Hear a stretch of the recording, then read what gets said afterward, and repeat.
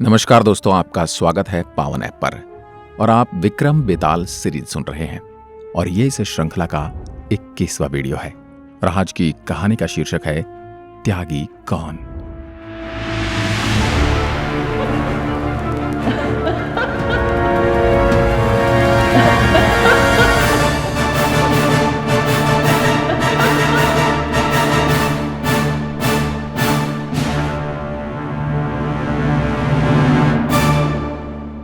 प्राचीन काल में अंगपुर में अर्थदत्त नामक एक धनी व्यापारी रहता था।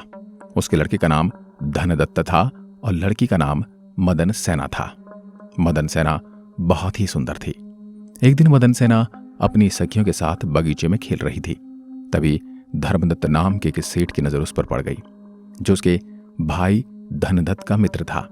मदन सेना को देखते ही धर्मदत्त को उससे प्रेम हो गया। मदन सेना को देखने के लिए वो रोज बगीचे में आने लगा। इस तरह काफी दिन बीत गए। एक दिन अर्थदत्त अपनी पुत्री मदन सेना को लेकर दूसरे गांव गया, जहां उसने मदन सेना का विवाह समुद्रदत्त नामक एक बड़े व्यापारी से तय कर दिया।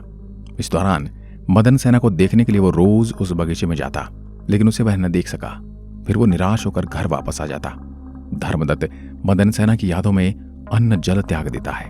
घर वालों ने उसकी बिगड़ती हालत का कारण पूछा, लेकिन धर्मदत्त ने कुछ न कहा। कुछ दिन बाद मदन सेना वापस आ गई। मदन सेना को देख धर्मदत्त ने मौका पाकर अपने प्रेम का इजहार करने लगा।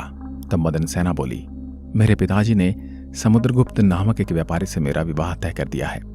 कुछ ही दिनों में मेरा विवाह होने वाला है, अतः मैं तुम्हारे साथ नहीं जा सकती। यह सुनकर धर्मदत्त बोला, मेरा चाहे जो भी हो, मैं तुम्हारे बिना जीवित नहीं रह सकता। यह कहकर वह अपने साथ लाए तलवार को अपनी गर्दन पर रख लेता है। मदन सेना डर जाती है। वो सोचने लगी, कहीं यह बल प्रयोग कर उसे अपने साथ न ले चले। कुछ सोचकर उसने कहा, तुम्हारे प्रेम ने मुझे जीत लिया है। पहले मेरा विवाह हो जाने दो, विवाह के बाद मैं तुम्हारे पास आ जाऊंगी। धर्मदत्त ने कहा, किसी और से विवाह हो जाने के बाद तुमसे मेरा क्या प्रयोजन। मदन सेना ने वचन दिया कि विवाह के बाद पहले मैं तुम्हारे पास आऊंगी, फिर अपने पति के पास जाऊंगी। धर्मदत्त यह वचन लेकर उसे जाने देता है। कुछ दिनों बाद विवाह संपन्न हो गया। विवाह की पहली रात समुद्रदत्त को अपने पास देखते ही मदन सेना रोने लगी। समुद्रदत्त ने मदन सेना से उसे रोने का कारण पूछा। यह सुनकर मदन सेना ने कहा, आप मेरे पति हैं, इसलिए मैं आपको एक बात बताना चाहती हूं। समुद्रगुप्त की आज्ञा पाकर मदन सेना ने निडर होकर सारी घटना बताई और कहा, पिता को कन्यादान का फल मिल सके और भाई की भी निंदा न हो, इसलिए मैंने उसे वचन दिया कि विवाह की पहली रात में उसके पास जाऊंगी, तब अपने पति के पास जाऊंगी। बचपन से मैंने जिस वचन का पालन किया है उसे मैं छोड़ नहीं सकती, अतः आप मुझे वचन पूरा करने की अनुमति दें। समुद्रगुप्त मदन सेना की बातें सुनकर सोचने लगा कि इसने वचन दिया है, मैं इसके वचन पूरा करने से इसे क्यों रोकूं।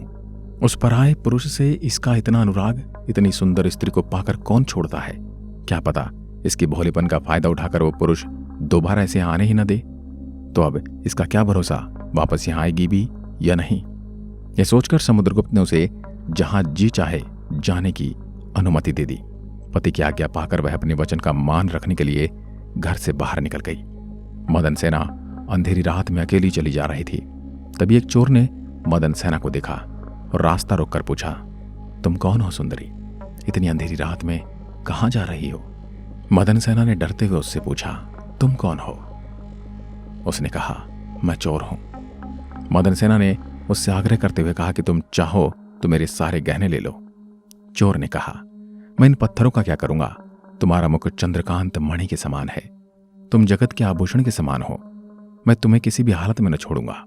चोर की बात सुनकर मदन सेना विवश हो गई और उसने अपना सारा हाल कह सुनाया और चोर से प्रार्थना करते हुए कहा, तुम यही मेरा इंतजार करो, तब तक मैं अपना वचन पूरा करके जल्दी ही तुम्हारे पास आ जाऊंगी।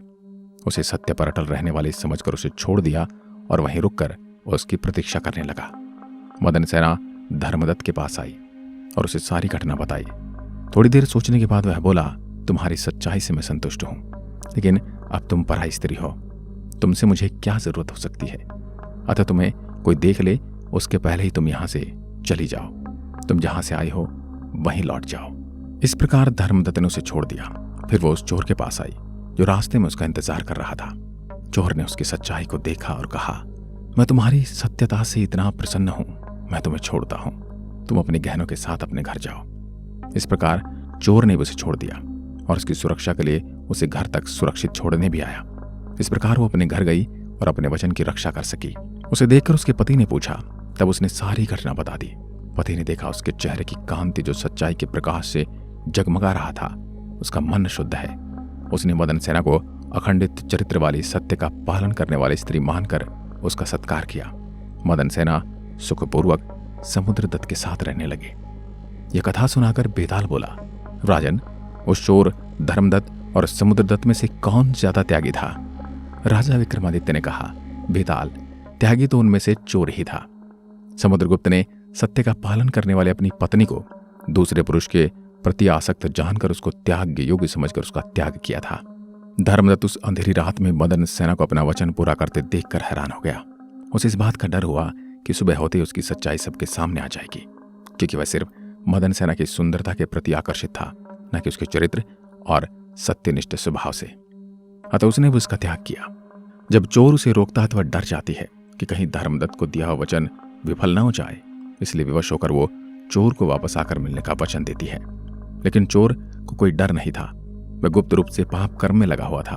धर्मदत्त का प्रेम क्षणिक था, वह बस मदन सेना के शरीर और उसकी सुंदरता के प्रति आकर्षित था, और समुद्रगुप्त मदन सेना को एक चरित्रहीन स्त्री समझकर उसका त्याग कर देना ही उचित समझता है। अतः दोनों ने फैसले लेते वक्त सिर्फ अपने हितों का ध्यान रखा, लेकिन चोर ने अपनी चोरी के स्वभाव के विपरीत जाकर मदन सेना से प्रेम किया। मदन सेना के द्वारा गहनों को ले जाने के प्रस्ताव को भी ठुकरा दिया, लेकिन मदन सेना की सच्चाई जानकर उसके मन में उसके प्रति श्रद्धा भाव आ गया, और मदन सेना और उसके गहनों को छुआ तक नहीं, बल्कि चोर अपने स्वार्थ छोड़कर उसे सुरक्षित घर तक छोड़ता है। अतः चोर ही सच्चा त्यागी था। राजा विक्रमादित्य का मौन भंग होते ही बेताल शव सहित पुनः अदृश्य हो गया और जा लटका उसी पेड़ पर। अब जानेंगे कि बेताल राजा विक्रमादित्य को अगले एपिसोड में कौन सी कहानी सुनाता है। आज की वीडियो में बस इतना ही।